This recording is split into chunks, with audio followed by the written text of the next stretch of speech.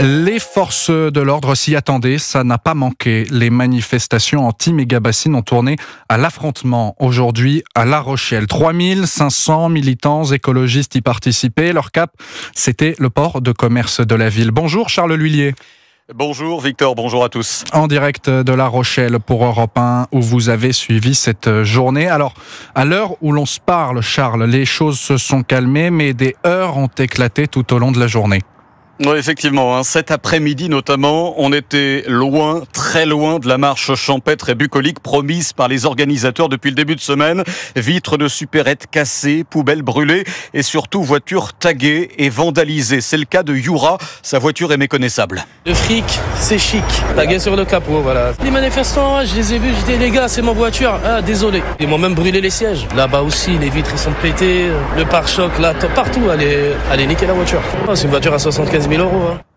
Voilà, alors consternation également pour les riverains. L'inscription Free Palestine a été taguée sur le mur de Juliette. Les tags, non mais c'est honteux. Mais ça rime à quoi ça? De faire des tags pour la Palestine ici? Mais le rapport avec leur bassine, rien. Ils sont venus pour casser. Moi je trouve ça scandaleux de détruire une ville, quoi. Et ça se dit écolo, ça? Des riverains qui sont, vous l'avez entendu, Victor, consternés après cet après-midi très violente ici en centre-ville de La Rochelle. Et Charles, en marge de ces heures, il y a eu cette scène aussi, des manifestants qui ont pénétré dans l'enceinte d'un EHPAD.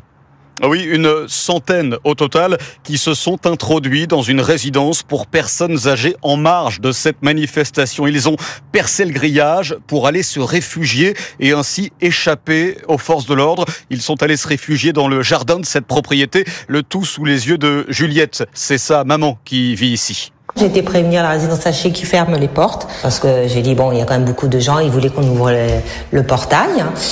Et je suis rentrée et après j'entendais beaucoup de bruit, donc ils sont passés par le portail, ils ont détruit une bout du grillage. Voilà, pour l'instant, ici, à La Rochelle, le calme est revenu, mais jusqu'à quand? Pour l'instant, personne ne le sait.